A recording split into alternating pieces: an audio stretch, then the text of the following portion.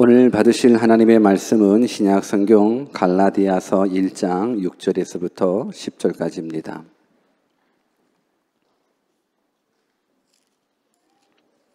오늘 받으실 하나님의 말씀 갈라디아서 1장 6절에서부터 10절까지 말씀.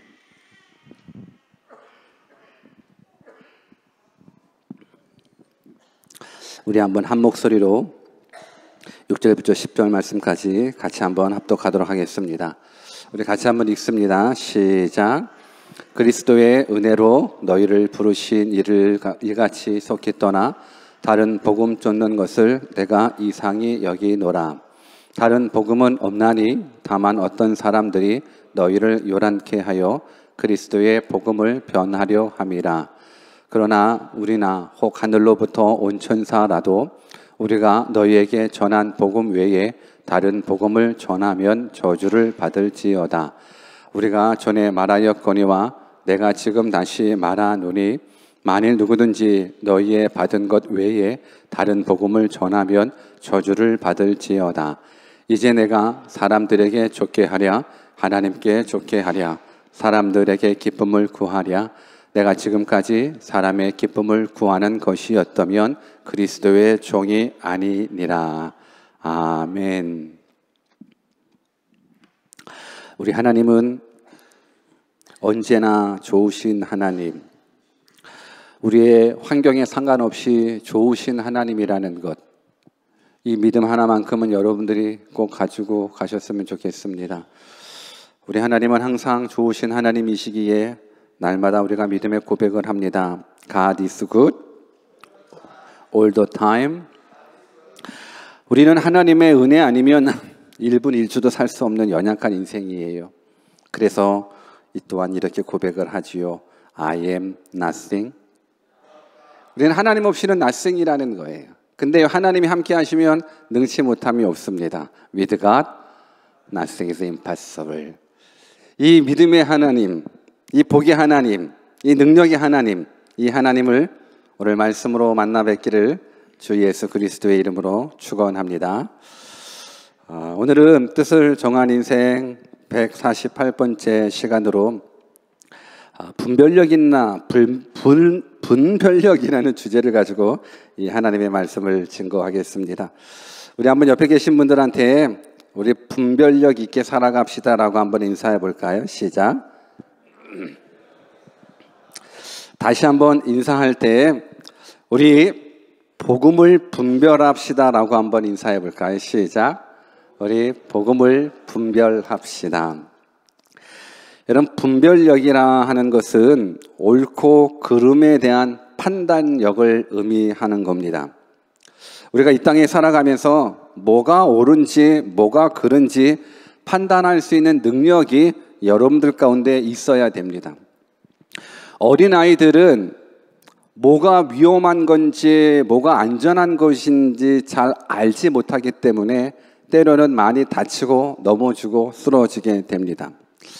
저는 여러분들이 신앙생활을 하는 이 모습 속에서 이 세상 일에 대한 분별력도 물론 가져야 되겠지만 그리스도인으로서 최소한 뭐가 죄인지 뭐가 의인지 정도는 판단할 수 있는 사람이 되었으면 좋겠습니다.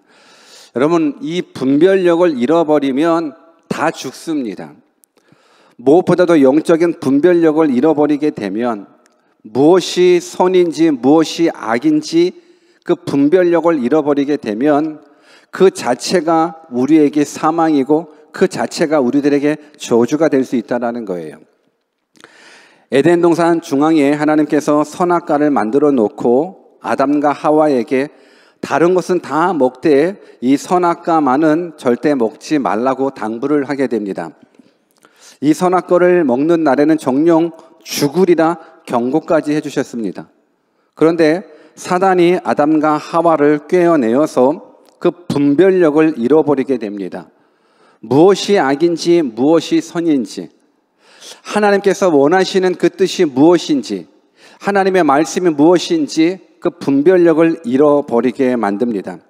그래서 아담과 하와가 분별력을 잃어버림으로 말미암아서 온 인류에 죄가 들어왔고 온 인류에 사망이 들어왔습니다. 여러분, 우리가 인생을 살아가면서 분별력을 갖는다라는 것만큼 중요한 게 없습니다. 분별력 잃어버리면 다 죽습니다. 오늘 이 시간 얼마나 많은 사람들이 이단 사이비 종교에 빠져버린지 모릅니다. 뉴스를 보나 아니면 시사 프로그램들을 볼 때에 사이비 이단들에 대한 모습들이 요즘 굉장히 많이 나오게 됩니다. 그런 걸 보면서 아니 어떻게 저렇게 빠질 수가 있지? 어떻게 인간을 하나님이라고 섬기면서 저렇게 그 종교의 그 교단에 빠질 수 있지? 여러분들은 최소한 이 시간 이 자리에 하나님 앞에 기도하되 하나님 나에게 분별력을 허락해 주십시오라고 기도하셔야 돼요. 분별력의 부재가 결국은 이단 사이비에 빠져버리게 됩니다.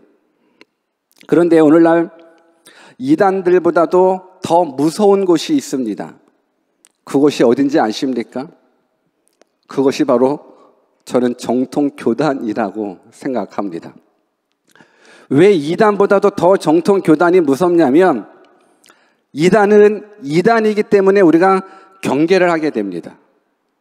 최소한 쟤네들은 이단이야, 이 종교 사람들은 이단이야 라고 알고 있기 때문에 이단들에 대한 경계를 가지고 있는데 중요한 건 정통교단은 무조건 안전한 교단이다 라고 생각하면서 무방비 상태가 돼버립니다. 그러니까 이단은 이단으로서 조심하게 되고 경계하게 되는데 내가 속한 교회가 그래도 대한민국이 인정하는 보편적인 사람들이 인정하는 정통교단에 속해져 있기 때문에 나는 안전하다라고 생각하는 그 무방비가 오히려 더 위험할 수 있다라는 거예요. 그래서 저는 정통교단에 속해져 있는 여러분들 이 대원교회는 정통교단에 속해 있는 교회예요. 몰랐어요? 우리 이단 아니에요. 대원교회는요, 뉴질랜드 베프티스트 안에 있는 정통교단이고요. 또 저 또한 한국에서 정통교단인 침례교단에서 공부를 하고 그 정통교단에서 안수를 받고 정통교단에서 지금 사역을 하고 있어요. 그래서 지금 여러분들이 머물러 있는 이곳은 정통교단이에요. 그래서 여러분들에게 영적인 분별력을 요구하고 싶습니다. 내가 다니는 교회가 정통교단이라서, 내가 다니는 교회가 순복음이고, 내가 다니는 교회가 장로교고, 내가 다니는 교회가 감리교고, 내가 다니는 교회가 침례교라서 내가 다니는 교회에서 안전하다라고 생각하지 마십시오.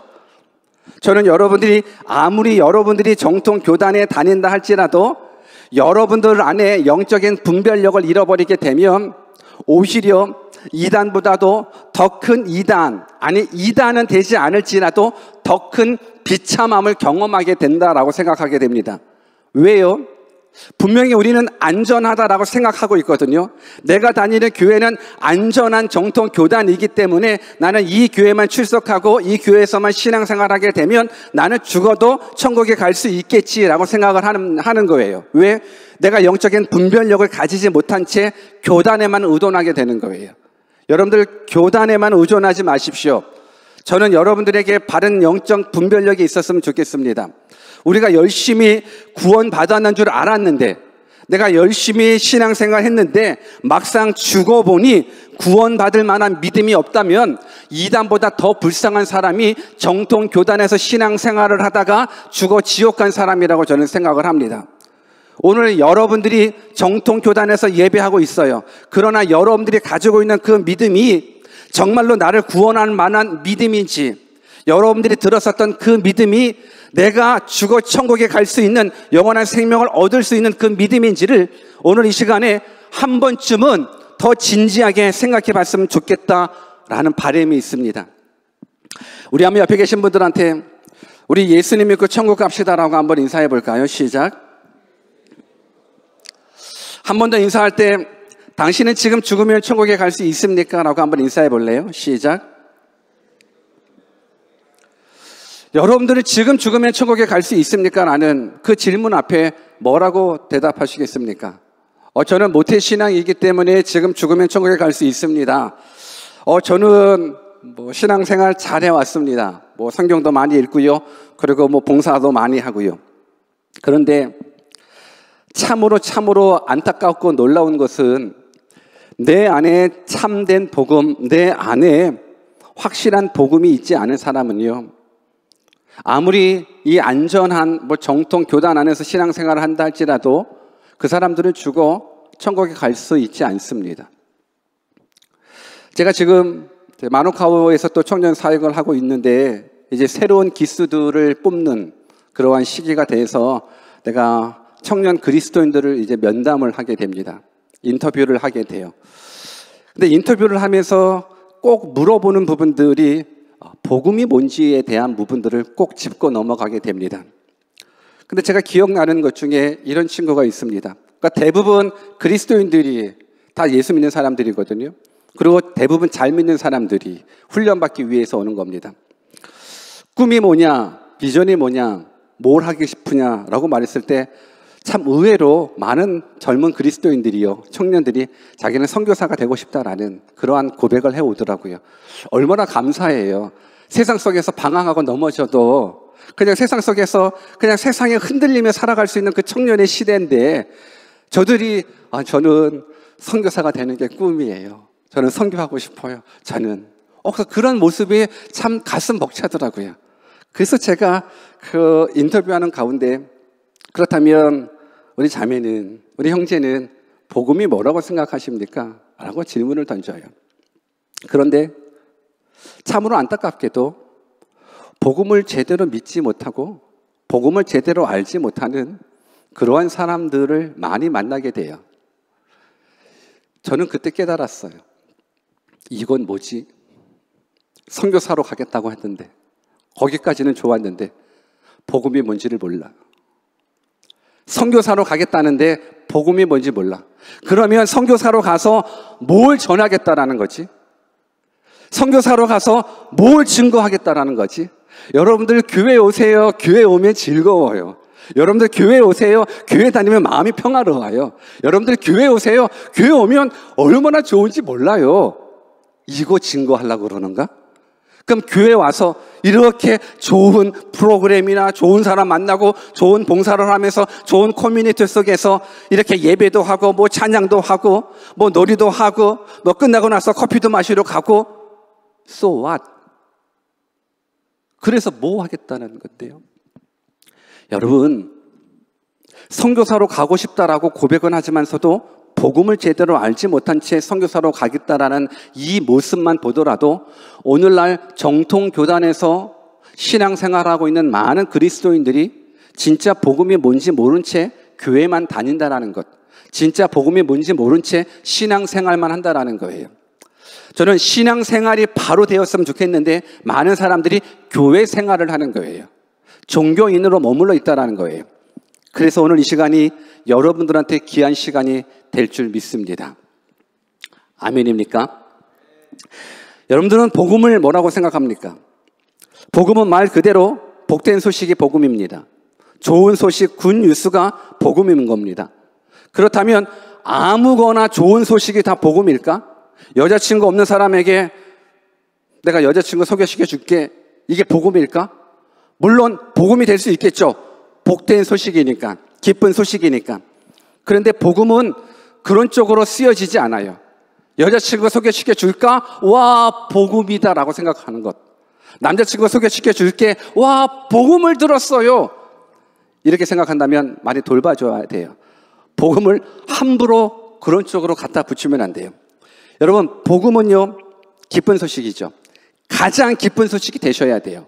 근데 가장 기쁜 소식은 가장 중요한 영역에 있어서 기쁜 소식이 되셔야 되는 거예요. 단지 좋은 직장에 아니면 좋은 사람 만나는 그런 모습이 아니에요. 가장 소중한 것, 가장 가치 있는 것에 대한 기쁜 소식. 오늘 인생에 있어서 가장 소중한 건 생명입니다. 생명보다 더 소중한 게 없습니다. 근데 그 생명도 100년 미만의 생명이 아니라 영혼을 누릴 수 있는 그 생명을 얻을 수 있는 그 길, 이것이 바로 진짜 복음이라는 거예요. 우리 모두가 이 세상에서 잘 먹고 잘 살아가는 그런 모습으로 가르쳐주는 그 수단 방법 아니고요. 영원한 생명이 있음을 알고 영원한 생명을 얻을 수 있는 그 길이 바로 복음이라는 거예요. 그래서 하나님께서 죄 때문에 지옥 갈 수밖에 없는 우리들의 인생을 살려주시기 위해서, 영원한 생명을 주시기 위해서 하나밖에 없는 아들 예수 그리스도를 이 땅에 보내주셨다라는 것. 그래서 그 예수님이 나의 죄값으로 십자가에 돌아가심으로 말미암아 지옥 갈 나의 몫이 사해져서 내 노력이 아닌 오직 하나님의 전폭적인 은혜로 말미암아서 내가 구원받는다라는 것, 이 믿음을 가진 자에게 한해서 하나님은 영생을, 천국을 약속해 주는 것, 이것이 복음이라는 거예요. 오늘 이 복음을 위해서 사도 바울을 하나님께서 선택해 주셨습니다.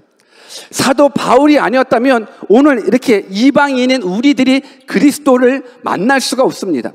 그러니까 하나님께서는 유대인뿐만이 아니라 이방인들을 구원하시기 위해서 바울을 통해서 일해 주시는 거예요. 그래서 바울이 예수님을 믿고 나서 전 세계를 다니면서 복음을 증거하는 거예요.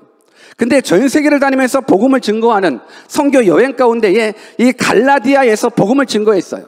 그래서 갈라디아라는 그 지역에서 복음을 증거해서 그 복음을 받아들이는 사람이 교회가 시작이 되는 거예요. 교회는 건물이 아니라 예수 그리스도를 나의 하나님으로 나의 주인으로 영접한 사람들의 모임이 교회거든요. 그래서 바울이 갈라디아 지역에서 교회를 만들게 되는 거죠. 복음을 증거함으로 말미암아 교회가 생겼습니다. 그러니 그 교회를 통하여 얼마나 많은 구원의 역사, 생명의 역사가 일어나겠습니까? 그런데 그 복음으로 말미암아 탄생된 그 갈라디아 교회가 얼마 지나지 않아서 그 복음을 외면하기 시작한 거예요. 진짜 복음을 받았음에도 불구하고 그 갈라디아 교인들이 거짓 복음에 사로잡히고 가짜 복음에 사로잡혀 유혹당하고 있는 그 모습. 그래서 이 갈라디아서는요, 사도 바울이 복음을 증거해서 세워져 있는 그 교회지만 그 복음에 반대되는 그 가짜 복음에 대한 모습을 안타까워하면서 증거한 복음인 거예요. 왜 안타까워하는지 우리가 한번 성경을 통해서 찾아봤으면 좋겠습니다. 우리 본문 6절을 같이 한번 읽어볼까요? 본문 6절 같이 한번 크게 읽어봅시다. 시작. 그리스도의 은혜로 너희를 부르신 이를 이같이 속히 떠나 다른 복음 쫓는 것을 내가 이상히 여기노라. 복음을 증거했었습니다. 오직 예수 그리스도의 십자가의 은혜로 말미암아서 우리가 구원받을 수 있다는 복음을 증거했습니다. 그런데 갈라디아 교회 안에 어떤 사람들이 성도로 왔냐면 유대주의, 율법주의자들이 예수님을 믿기 시작한 거예요. 그러면서 그들이 어떤 생각을 하고 있냐면, 그래, 예수님이 우리의 죄를 위해서 십자가에 죽으셨지, 그 사실을 믿으면 구원받겠지, 그래, 맞아. 그런데 한번 생각해 봐봐. 그것만 믿는다고 구원받을 수 있을까? 라는 모습의 의구심을 품기 시작하는 겁니다. 그래서 사도 바울이 그리스도의 은혜로 너희를 부르신 이를 속히 떠나 다른 복음 쫓는 것을 내가 이상히 여긴다라는 부분들은 분명하게 참된 복음을 증거하고 왔는데 시간이 흘러감에 따라서 이상한 복음이, 거짓 복음이 찾아왔다라는 거예요. 그러니까 예수님 말고도 예수님을 믿는 것 플러스 뭘 해야 되지 않겠냐 이거예요. 특히 유대주의자들이 강력하게 지지하는 것은 하나님의 백성들은 할례를 받아야 되는 거예요. 모든 유대인들은, 모든 이스라엘 백성들은 하나님의 자녀로서의 표징으로서 할례를 받아야 되는데, 아니 예수님을 믿어서 구원받는 거 좋아. 근데 한번 생각해 봐봐. 하나님의 백성이라고 그러면 하나님께서 명령하신 그래도 할례는 받아야 되지 않아? 분명 예수 믿고 구원받는다는 건 너무 좋아. 그러나 거기에 플러스 우리가 뭔가 노력해야 되지 않니? 라는 부분들이에요. 그런데 성경은 이 부분들을 다른 복음이라고 얘기해주고 있습니다. 그러니까 참된 복음을 증거했는데 불구하고 이 복음을 듣고 이 복음을 지켜야 되는데 영적인 분별력을 잃어버린 거예요. 그래서 너무나 빠르게 다른 복음을 쫓아가는 거예요. 본문 7절 말씀도 같이 한번 읽어보겠습니다. 7절 말씀 시작. 다른 복음은 없나니 다만 어떤 사람들이 너희를 요란케 하여 그리스도의 복음을 변하려 함이라. 여러분, 다른 복음은 없어요. 다른 복음이 없어요. 근데 바른 복음, 참 복음을 증거한 그 예수 그리스도의 십자가의 공로로만 구원받을 수 있는 그 복음만 증거했는데, 갈라디아 교회에 율법을 지켜야지 구원을 받는다라는 그 율법주의자들의 복음이 들어온 거예요. 성경은 우리들에게 분명하게 말해요. 다른 복음은 없대요. 다른 복음은 없대요. 이 말을 여러분들이 들으셔야 되는 거예요. 우리 한번 옆에 계신 분들한테 다른 복음은 없습니다라고 한번 인사해 볼래요? 시작. 여러분, 이것은 복음의 유일성을 강력하게 소소하는 거예요. 다른 복음은 없어요. 우리가 구원받을 수 있는 유일한 다른 복음은 없어요. 우리가 영원한 생명을 얻을 수 있는 다른 복음은 없어요. 사도행전 4장 12절 말씀 같이 한번 읽어봅시다. 시작. 다른 이로서는 구원을 얻을 수 없나니 천하 인간의 구원을 얻을 만한 다른 이름을 우리에게 주신 일이 없음이니라 하였더라. 다른 이로서는 구원을 받을 수가 없어요. 오직 예수 그리스도의 이름으로. 근데 예수 그리스도의 이름으로 예수 그리스도만 유일한 구원이신데, 유대 율법주의자들이 그래 예수님 믿자라는 것 좋다라는 거예요. 그런데 예수님 믿는다는 걸로 만족하냐 이거예요. 정말로 예수님을 믿기만 하면 우리가 구원 받느냐라는 거예요. 근데 예수님을 믿기만 하면 구원 받아요. 이것이 진짜 복음이에요. 근데 이 복음에서 떠나버리니까는 이 사도 바울이 너무너무 안타까운 거예요. 안타깝다 못해 그 안에 거룩한 분노가 일어나더라고요. 그 거룩한 분노가 8절 9절에 이렇게 표현되고 있어요. 같이 한번 읽어봅시다. 시작. 그러나 우리가 혹 하늘로부터 온 천사라도 우리가 너희에게 전한 복음 외에 다른 복음을 전하면 저주를 받을지어다. 우리가 전에 말하였거니와 내가 지금 다시 말하노니 만일 누구든지 너희의 받은 것 외에 다른 복음을 전하면 저주를 받을지어다. 내가 전한 복음 외에 다른 복음을 너네들이 받거나 다른 복음을 전하면 그게 바로 저주라는 거예요. 여러분, 사람이 사람에게 저주라는 말을 함부로 얘기할 수 없어요. 사람이 사람에게 저주라는 말을 함부로 얘기할 수가 없어요. 그런데 지금 사도 바울이 저주라는 얘기를 입에서 꺼내는 거예요. 저주라는 단어를 글로 써나가는 거예요. 왜요? 다른 복음 없어. 내가 전한 복음이 참 복음이야. 이 복음 외에는 다른 복음을 전하면 그게 바로 저주야. 왜 저주인지 아십니까? 여러분, 이 복음은 10년을 기쁘게 하는 복음이 아니에요. 사도 바울이 전한 복음은 100년을 기쁘게 하는, 100년을 행복하게 하는 복음이 아니에요. 사도 바울이 전한 복음은 영생을 얻는 복음이에요. 여러분, 온 인류 가운데, 우리 모든 인생 삶 가운데에 영생을 얻는 그 복음이 잘못 전해져서 나 때문에 다른 사람이 지옥에 간다면 그 죄값을 어떻게 책임져요? 나 때문에 다른 사람이 지옥에 간다 그러면, 아니 내가 지고 지옥에 간다면 그 죄값을 누구한테 물을 쓰고 있어요? 하나님께서는 우리를 영원한 생명을 주시고자 하나밖에 없는 아들 예수 그리스도를 이 땅에 주셨거든요. 오직 예수 그리스도를 통해서만이 우리가 죄 사함 받고, 오직 예수 그리스도를 통해서만이 영생을 얻어요. 근데 이 복음 말고 다른 복음을 전한다. 그 전한 복음 때문에 내가 하나님 앞으로 멀어진다. 내가 영생을 잃어버린다. 그 자체가 저주라는 거예요. 여러분, 인생이 내가 가지고 있는 전 재산이 망했다. 이것이 저주가 아니에요. 나에게 큰 질병에 찾아왔다. 이것이 저주가 아니에요. 내가 가난에 찾아왔다. 이것이 저주가 아니에요. 이 세상에 있는 모든 아픔들은 저주라고 말하지 마십시오. 진짜 저주는 뭔지 아십니까? 영원한 생명을 얻을 수 있는 자가 영원한 생명을 얻지 못하는 것이 저주예요. 이보다 더 큰 저주가 어디 있어요? 근데 이보다 이 저주에 반대되는 것이 축복이잖아요. 그 축복이 뭐예요? 바로 여러분들이 예수 그리스도를 통해서 얻는 영생이라는 거예요. 오늘 여러분들이 이 더운 날씨에 이 자리에 와서 하나님 앞에 예배해요. 왜 예배해요?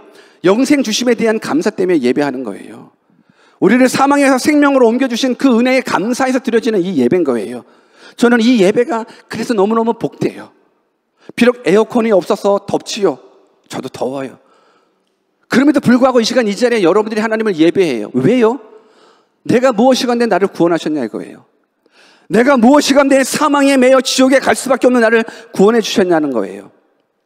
저는 예수 그리스도 외에는 구원이 없다라고 확실하게 믿습니다.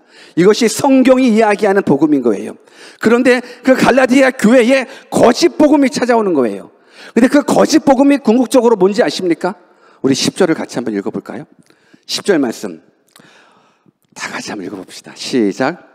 이제 내가 사람들에게 좋게 하랴 하나님께 좋게 하랴 사람들에게 기쁨을 구하랴 내가 지금까지 사람의 기쁨을 구하는 것이었다면 그리스도의 종이 아니니라.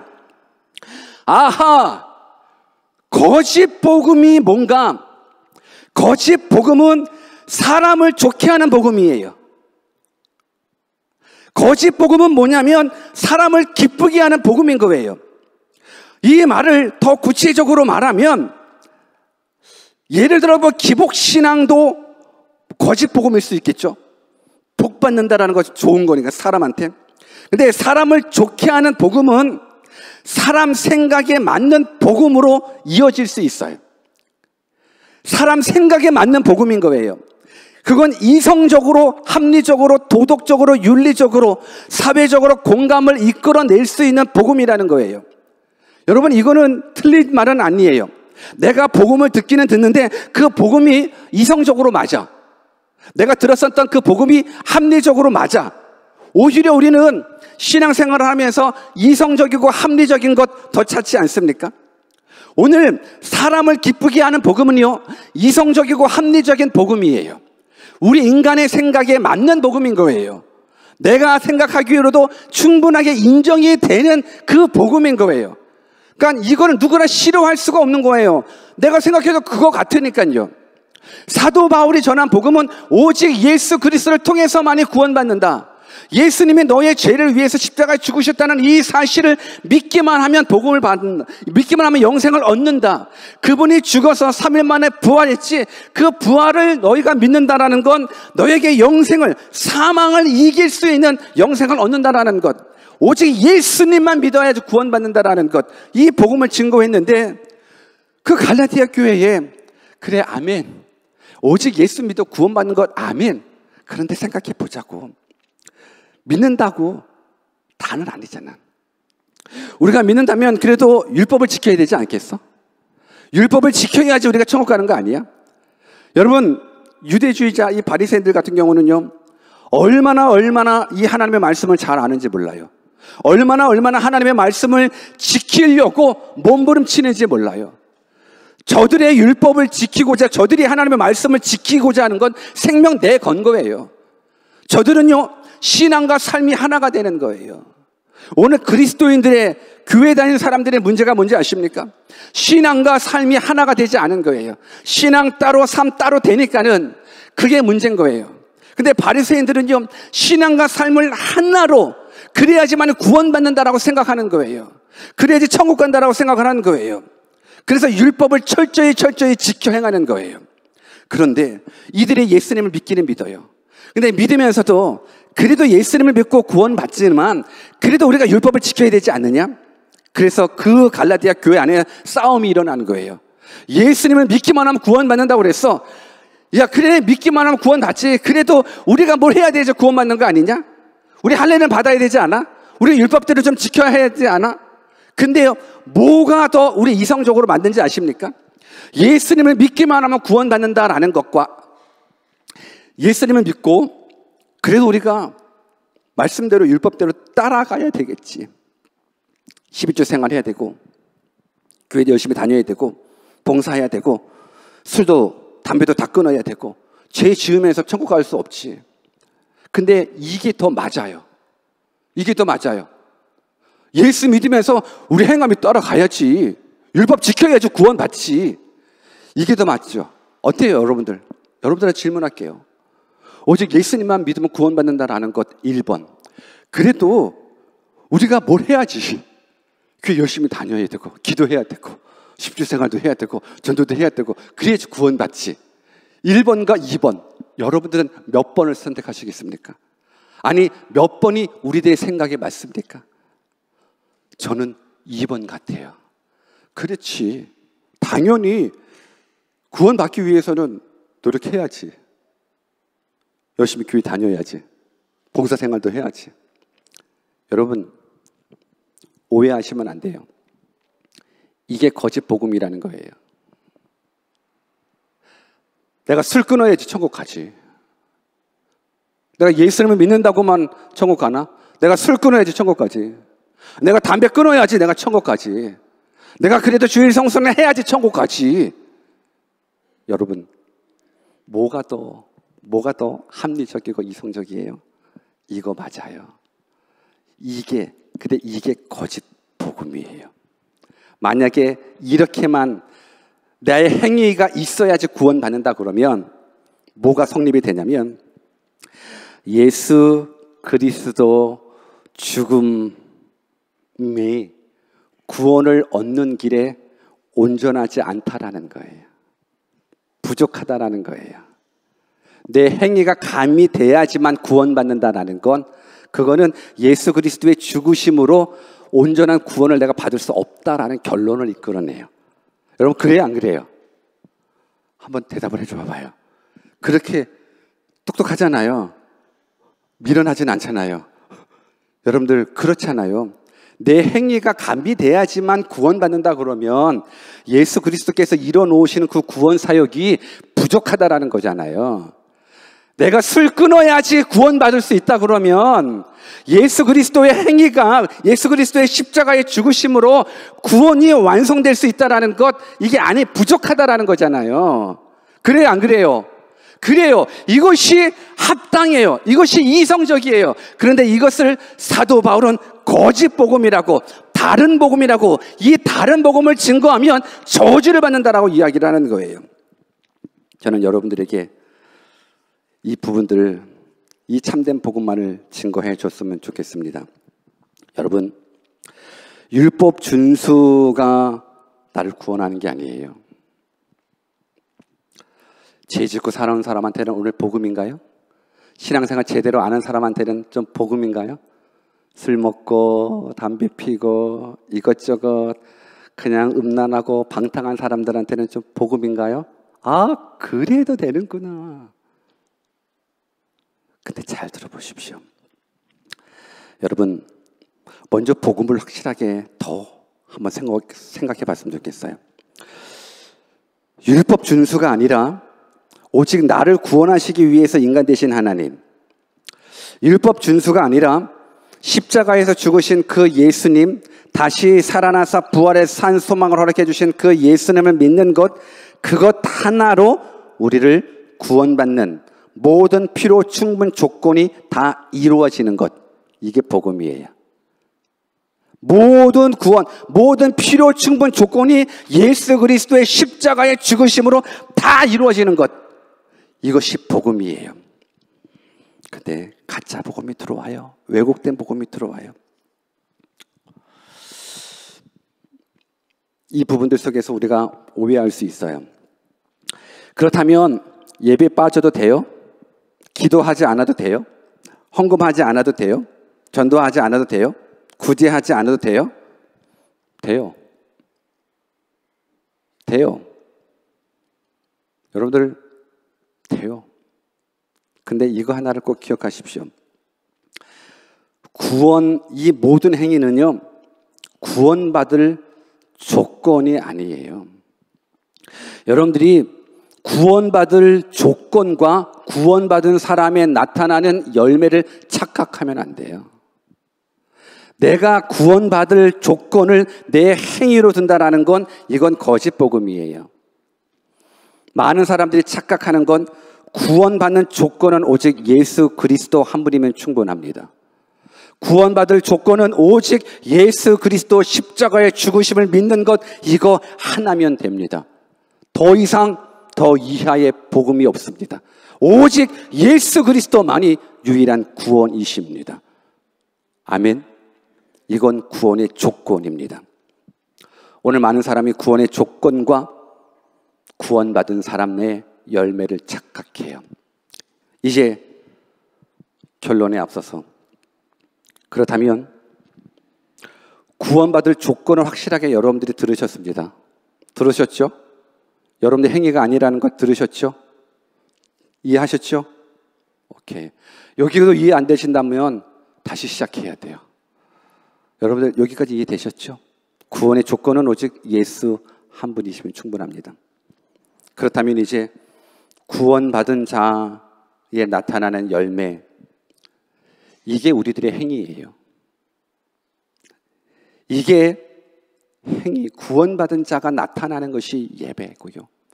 구원받은 자에 나타나는 행위가요, 죄에서 돌이키는 거예요. 구원받은 자가 나타나는 행위가 이제 죄악된 세상에서 뜻을 정한 인생이 되는 거예요. 근데 오늘 우리가 많은 사람들이 착각을 해요. 예수 한 분이면 족하지요. 아멘, 맞아요. 저 예수님 믿어요. 근데 구원받은 자의 열매가 내 삶 가운데 없다면 여러분들의 구원을 다시 한번 체크해 보셔야죠. 여러분들의 구원을 다시 한번 체크해 보십시오. 내 행위가 구원의 조건은 되진 못해요. 그러나 내 행위가 구원받은 자의 열매가 되거든요. 이러한 열매가 없다면 여러분들의 구원을 의심해 보셔야죠. 왜 여러분들은 안전한 교단에, 정통 교단에서 내가 신앙생활 한다는 걸로 여러분들의 구원을 보장하려고 그러십니까? 저는 그 보장 못합니다. 이 교단이 여러분들의 구원을 보장 못합니다. 저는 여러분들이 내 삶 가운데 구원받은 자의 합당한 열매가 나타나지 않는다 그러면 그런 사람의 구원을 저는 키스천 마크로 두고 싶습니다.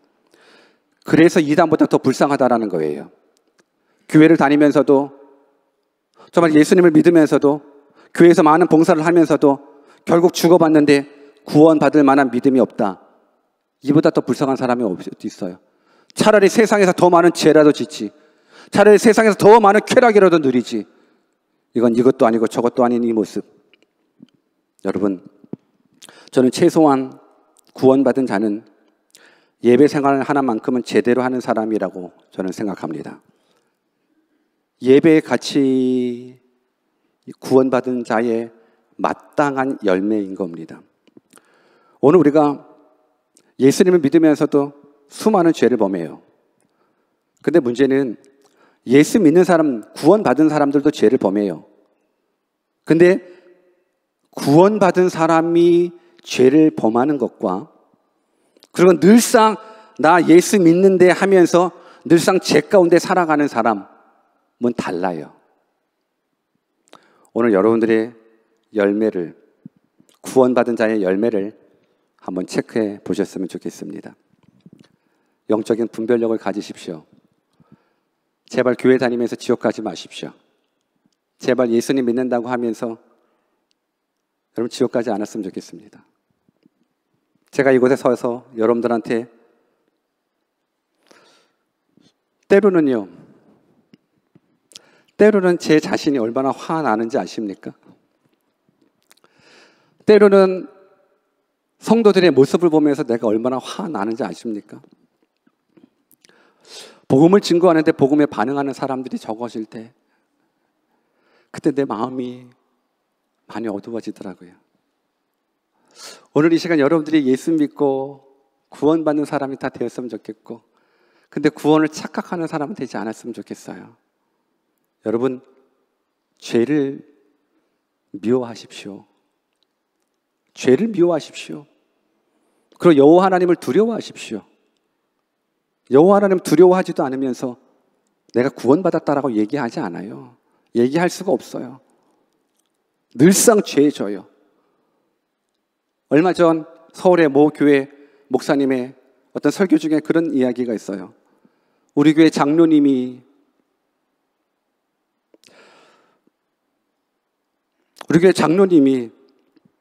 불륜관계인 한 여인을 데리고 교회에 예배하는 그 모습을 얘기하는 그 모습을 보면서 그 목사님의 마음, 근데 그것이요 오늘 우리 그리스도인들의 모습일 수 있어요. 장로님의 아내가 병들었어요. 근데 그 장로님이 내연관계의 여인을 데리고 예배당에 앉아 있어요. 이거를 뭐라고 설명하죠? 뭐라고 설명해야 돼요? 내연관계의 여자와 더불어 이 자리에 앉아서 하나님을 예배해요. 이상하죠? 근데 그 이상한 게 오늘 우리 가운데도 있어요. 예수님을 믿는데 여전히 음란한 생활을 즐겨요. 오늘 교회를 다니면서도 특히 우리 청년들뿐만이 아니죠. 부부들도 마찬가지예요. 오죽했으면 제 마음 가운데 너무너무 답답해서 내가 설교를 좀 바꿔볼까? 설교 바꿔볼까? 이런 생각했었어요. 뭐라고 바꾸냐면 여러분들 이제는 스쳐 드셔도 됩니다. 교회 다니시는 여러분들 이제 술 마음껏 드십시오. 어차피 여러분들은 지옥 갈 건데. 어차피 지옥 갈 건데. 여러분들 이제 마음껏 좋아하는 여자와 더불어서 섹스하십시오. 어차피 여러분들 죽어 지옥 갈 건데. 교회에 다닌다고 이 자리에 앉아있다고 남편들이요 바람 피십시오. 아내들이요 바람 피셔도 되죠. 왜? 어차피 죽어 지옥 갈 건데. 여러분 이 말이 무슨 말인지 아십니까? 제가 지옥 가라고 얘기하는 말이 아니에요. 왜 우리는 교회에 앉아 있으면서 예수님을 믿는다고 하면서도 왜 똑같이 죄 가운데 있으면서 구원받았음을 착각하고 있죠? 여러분 오늘날 값싼 구원이 여러분들을 지옥으로 이끌어가져요. 내 행위가 구원의 조건은 아니지만 내 행위로 말미암아서 내가 구원받는 사람인지 그 열매는 나타나게 되어 있어요. 성경은 말해요. 행함이 없는 믿음은 죽은 믿음이기 때문에. 오늘 저는 대흥교회가 매일 홀리파이브를 외치잖아요. 이렇게 광고에 여전히 제약 가운데 살아있더라고요. 매일마다 여러분들 예배 중요시 여기십시다. 최소한 우리 형제들 복장만큼 정말 예배자로 살아가십시다. 그래도 불구하고 여전히 개야 짖어라 열차는 떠난다. 아무리 좋은 걸 가르쳐주면 뭐합니까? 내가 그것을 선택하지 않고 내가 죄를 선택하는데. 오늘 우리 중에서도요 청년교회에 대해서 더 많을 것 같아. 사귐과 헤어짐이 얼마나 많은지 아십니까? 여러분들 동거하지 말라고 해도 동거하잖아요. 혼전 순결 지키라고 해도 지키지 않잖아요. 그러면서도 여전히 구원받았대요. 종교생활 다 해요. 12대 생활도 하고 교회도 다니고. 구원을 착각하지 마십시오. 저는 그게 안타까워요. 안타까워서 눈물 지어요. 이제 결단하십시오. 내가 지금 죽어도 천국에 갈 수 있는 확신이 없다면 그 사람은 지금 죽으면 안 돼요. 지금 죽으면 지옥 가요. 왜 우리가 다음 세대들에게 이렇게 축복을 빌어주는지 아십니까? 근데 다음 세대들 이제 믿음 지키기 더 어려워져요. 지금 믿음 지키기 더 어려워져요. 지금 청년들이 사랑해서 결혼하시는 줄 아십니까? 임신해서 결혼합니다. 사랑해서 결혼하지 않아요. 이 남자 저 남자 많이 만나다가 어쩌다가 임신이 덜컥 돼버리면 그때 책임져 지면 그때 결혼하자라고 그러면 최고의 책임감 있는 남성과 여성으로 등극되는 시대가 우리의 시대, 지금 우리가 살고 있는 이 시대예요. 내 자식들은요, 어느가 내 자식들이 커서 동성애가 합법화된 이 사회 속에서 엄마 나 남자가 남자를 여자가 여자를 데려오면서 나 얘랑 결혼할래. 어떻게 이제 뉴질랜드가 마약이 합법화되잖아요. 어떻게 책임지실래요? 여호와 하나님을 경외하셔야 됩니다. 그리고 구원받은 자의 마땅한 삶을 여러분들이 사셔야 되고, 부모는 부모가 모델이 되셔야 돼요. 부모가 모델이 되지 않으면 자식들 부모 따라가요. 저는 여러분들에게 이 짧은 시간 정말 여러분들 한 사람이라도 구원을 착각해서 죽었는데 지옥 가는 영혼 한 명도 없기를 주님의 이름으로 축원합니다. 그리고 다시 한번 구원의 조건은 우리의 행위가 아니라 오직 예수 그리스도 한 분, 그 십자가의 은혜 하나밖에 없음을 믿고 다 예수님 믿고 구원받는 믿음의 아들, 딸들 되시기를 주 예수 그리스도의 이름으로 축원합니다. 우리 같이 한번 기도하겠습니다. 우리 인간의 합리적이고 이성적인 생각에서 비록된 복음은 복음이 아니에요. 여러분들이 생각하는 복음을 여러분들이 착각해서 구원받았다라고 생각하지 마십시오. 여러분, 오직 성경이 말하고 있는 하나님의 말씀만이 복음이에요. 오늘 여러분들 교회 다니다가 지옥 가는 사람이 한 명도 없었으면 좋겠어요.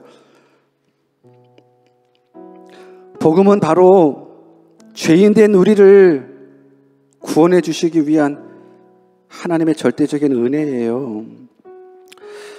우리의 행위가 구원의 조건은 절대 될 수가 없어요.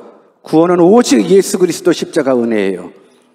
근데 우리들의 행위가 우리들의 구원받음에 대한 열매가 될 수 있어요. 오늘 죄를 좀 미워해 보십시오. 결단하십시오. 2019년을 맞아서 이제 과감하게 좀 죄를 죄라고 인정하십시오. 죄를 분별할 줄 아는 사람이 되었으면 좋겠고, 나의 구원을 분별할 줄 아는 사람이 되었으면 좋겠어요. 행위 온전한 사람이 구원받는 게 아니에요. 행위 온전한 사람이 구원받는 게 아니에요. 구원받은 사람들도 죄 져요. 근데요, 오늘 더 이상 여러분들이 이 자리에 앉아있다고 구원을 확신하지 마십시오. 오늘 시간 하나님 앞에 기도하면서, 하나님, 저는 구원받았습니까? 구원의 감사가 있습니까? 구원의 감격이 있습니까? 정말 내가 예수님을 믿고 있습니까? 나는 지금 죽어도 천국에 갈 수 있습니까? 내 행위가 구원받은 자의 행위입니까? 오늘 하나님 앞에 기도로 나아가는 시간 가졌으면 좋겠습니다. 기도하겠습니다.